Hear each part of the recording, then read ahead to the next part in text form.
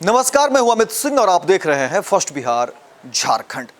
देखिए, चंदन मिश्रा हत्याकांड को लेकर के पटना पुलिस ने पूरे खेल को उजागर कर दिया है। पारस हॉस्पिटल में बड़ी घटना को अपराधियों ने पहले सुबह ही घटना को अंजाम दिया और उसके बाद खलबली मच गई कि आखिर इतने बड़े अस्पताल में अपराधियों ने कैसे हिम्मत कर ली।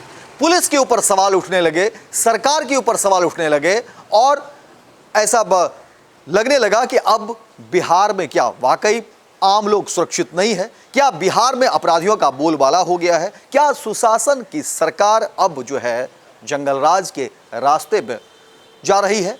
कई तरह के सवाल और उसके बाद पुलिस दबाव में थी। लगातार चीज़ों को लेकर के जो है मीडिया में खबरें बन रही थी और अलग अलग तरह के सवाल उठ रहे थे और कहा जा रहा था कि देखिए बिहार में पुलिस किस तरीके से मुखदर्शक की भूमिका में है और अपराधी जब चाहे बड़ी घटना को अंजाम दे रहा है। आपको बता दें कि देखिए, कहा जा रहा है कि चंदन मिश्रा और शेरू पहले दोस्त हुआ करते थे, साथ में ही कहीं भी कोई घटना को अंजाम देना होता था तो वो काम करते थे और उसके बाद धीरे धीरे अदावत बढ़ी तो देखिए मामला कहां से कहां तक पहुंचा। कहा जा रहा कि शेरू को यह शक था कि चंदन उसे या उसके गैंग को खत्म करना चाहता है, क्योंकि शेरू गैंग धीरे धीरे खत्म हो रहे थे।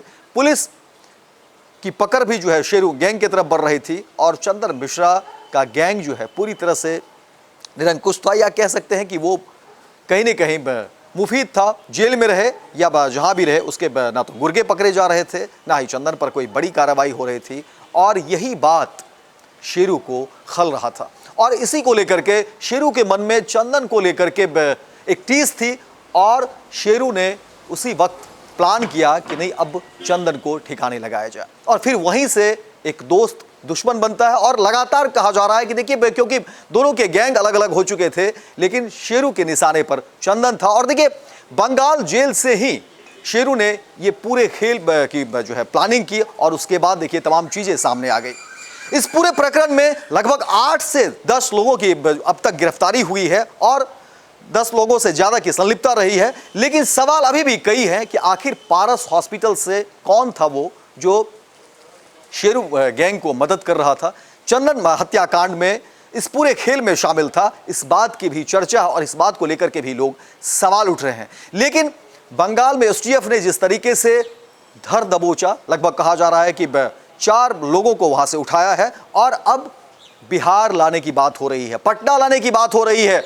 लेकिन यहां भी सवाल है कि क्या रास्ते में गाड़ी पलट सकती है, क्योंकि पुलिस के ऊपर दबाव कई है। तौसीफ को लेकर के कई तरह की बातें कही जा रही है। देखिए, तौसीफ की वीडियो भी कई सामने आ रहे हैं और तौसीफ को ये बड़ी जिम्मेदारी मिली थी, लेकिन तौसीफ ने ये जो प्लानिंग की, कहा जा रहा है कि तौसीफ अपने मौसेरे भाई निशु के घर पर ये पूरी प्लानिंग की है, निशु खान के घर पर प्लानिंग की है कि आखिर किस तरह से घटना को अंजाम दिया जाए। समनपुरा के इलाके में निशु के घर पर प्लानिंग हुई और आप तमाम वीडियो में भी देख रहे होंगे किस तरह से लोग जो है ये अपराधी आ रहे हैं, किस तरह से अपराधी जा रहे हैं और पारस हॉस्पिटल में किस तरीके से घटना को अंजाम दिया गया। निशु खान के भी कई सारे सोशल मीडिया पर वीडियो वायरल है। निशु खान विधायक बनना चाहता था, राजनीति में आना चाहता था, अपराध के सहारे सियासत तक की सफर करना चाहता था। वहीं तौसीफ खान उर्फ बादशाह के भी राजनीतिक कलेक्शन में नजर आ रहे हैं, पॉलिटिकल कनेक्शन नजर आ रहे हैं और तौसीफ इस पूरे प्रकरण में देखिए कि तौसीफ ही ऐसा शख्स है जिसके चेहरे पर ना तो कोई मास्क है, ना वो चेहरे छिपा रहा है। वो स्थापित गुंडा बनना चाहता था और इस खेल में देखिए कि किस तरीके से वो अपने आप को लीड कर रहा है और तौसीफ के राजनीतिक कनेक्शन में है और तौसीफ के बारे में भी कहा जा रहा है कि वो विधायक बनना चाहता था, मंत्री बनना चाहता था और सियासत तक की सफर देखिए वो अपराध के रास्ते से करना चाहता था। लेकिन इस पूरे खेल का पर्दा जो है वो उठ गया। पटना पुलिस और एसटीएफ की संयुक्त छापेमारी में सभी जो है पकड़े गए हैं और अब कहा जा रहा है कि बंगाल से सभी अपराधियों को उठाकर लाया जा रहा है। लेकिन सवाल अभी भी हैं, लोगों का कहना है कि क्या गाड़ी पलट सकती है। गुस्सा बहुत है लोगों के मन में, रोष बहुत है इस मामले को लेकर के और बिहार में जिस तरह से आपराधिक घटनाएं घट रही है उसको लेकर के भी लोग सवाल पूछ रहे हैं, उसको लेकर के भी लोगों के मन में डर है, हड़कंप सी स्थिति है, सनसनी है कि आखिर बिहार में अपराधियों का इतना बोलबाला कैसे हो सकता है। पुलिस के ऊपर भी जो है प्रेशर है। देखना दिलचस्प होगा कि अब इस पूरे मामले में पुलिस की क्या भूमिका होती है, पुलिस क्या कुछ अंदर से खुलासा करती है और मामले के तह में जाकर पुलिस क्या कुछ चीजें निकाल पाती है। पैनोरमा ग्रुप, जो सोचता है वो करता है। आपके अपने सपनों का आशियाना। ये लो मुंह मीठा करो, आज मैंने अपना जॉब छोड़ दिया, अब हम पूर्णिया वापस जाएंगे। जॉब छोड़ दिया है? मतलब ये घर कैसे चलेगा? हम करेंगे क्या? और माँ बाबूजी क्या बोलेंगे? इसलिए मैं एक और मिठाई का डब्बा लाया। अपने बिजनेस के लिए लोन अप्रूव हो गया।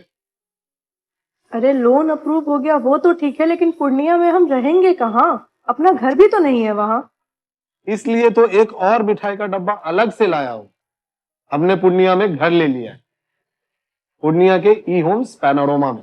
पूर्णिया में पैनोरमा ग्रुप लेकर आए हैं ई होम्स पैनोरमा। बड़ा घर, आलीशान जिंदगी और अत्याधुनिक सुविधाओं के संग। अरे अरे, अब क्यों मुंह मीठा करवा रही हो?